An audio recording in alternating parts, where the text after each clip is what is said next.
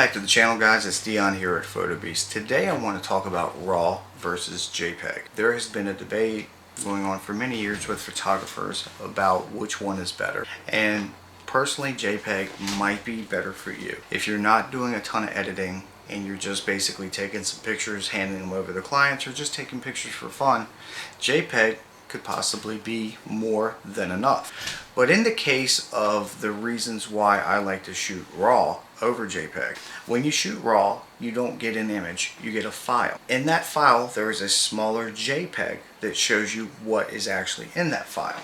Okay?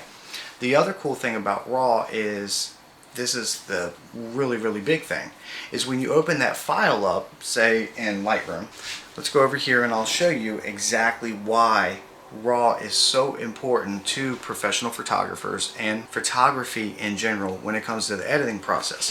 Photography itself is the capture of light. Photo comes from a Greek word meaning light, and then graph means to draw, so kind of we are drawing with light, or we're bringing light into our sensor with the tools that we have. It used to be on film, today it's on sensors. And the tools that we have is our lenses. So that lens basically gives us the tunnel for the light to come in. But the RAW image itself, so really quick, we're zoomed into the back of my screen. This was a picture I took earlier. If I hit auto, it's going to knock it up 3 stops of light. This was the exposure I took it in. And the reason why is I'm used to using a mirrorless camera, and mirrorless cameras give you a interpretation of what the image is going to look like through the viewfinder. Okay, you have what's called an electronic viewfinder as opposed to like the Canon 90D, an objective viewfinder. And I'm not used to using objective viewfinders, and I wasn't looking at my settings, and I underexposed the image just a little bit. If we go over here and just look at these silly little macro shots, this one's overexposed. And it just taught me, I shoot with my Canon R5 constantly. I'm always using that camera. And sometimes I like to go back to the 90D just to switch things up, and I actually did some macro today. Now looking at some of these images, this image right here, if I was to hit auto, it's going to go up 2.48, almost 3 stops of light. So according to Adobe Sensei, it's telling me it's 3 stops of light too dark. Here's where RAW gets really interesting. If we were to go all the way down, the picture's black. If we were to go all the way up, and this is 5 stops of light to the left, exposure's totally black. 5 stops of light to the right, exposure's, if you look at the histogram, it's all the way blown out. But the point of this is you get 5 stops in either direction. So that is correctiveness in case you mess up. Now I usually don't shoot but 1 or 2 stops within the range. Sometimes I'm a little heavy on the dark, sometimes I'm a little light on the lights, so it just depends on the type of image and what type of photography I'm doing. You can see where the sky itself looks beautiful by pulling the highlights down, but the shadows normally were like this, but by pulling up the shadows I can get everything back. And then there's actually a dehaze tool where I can get rid of some of the haze if I'd like, or I can leave the haze in there and just leave it kind of mystified looking.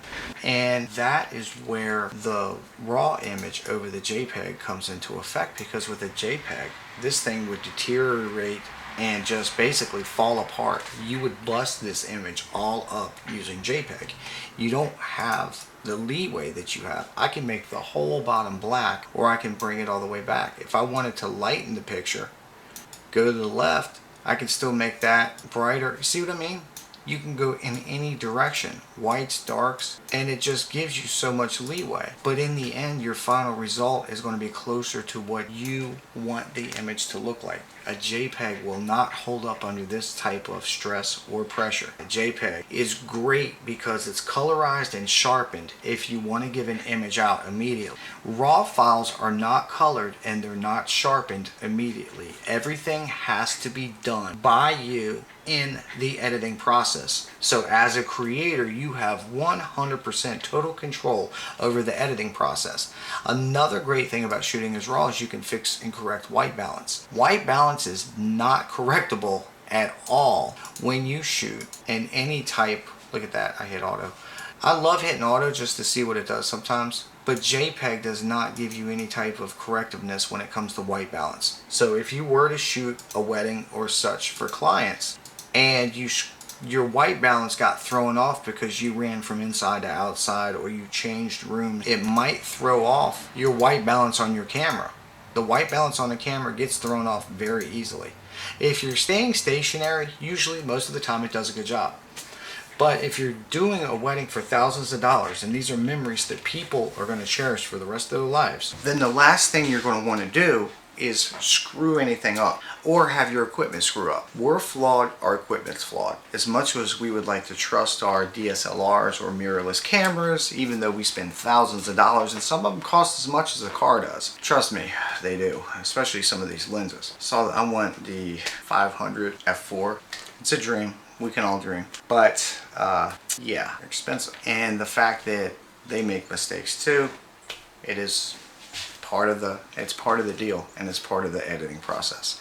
When it comes to the editing process, you really need to get good at it. You need to hone your craft. You need to also work on what you like. Do you like those soft washed out colors? Do you like those punchy contrast colors? Do you like to do a little of both? Maybe merge them together.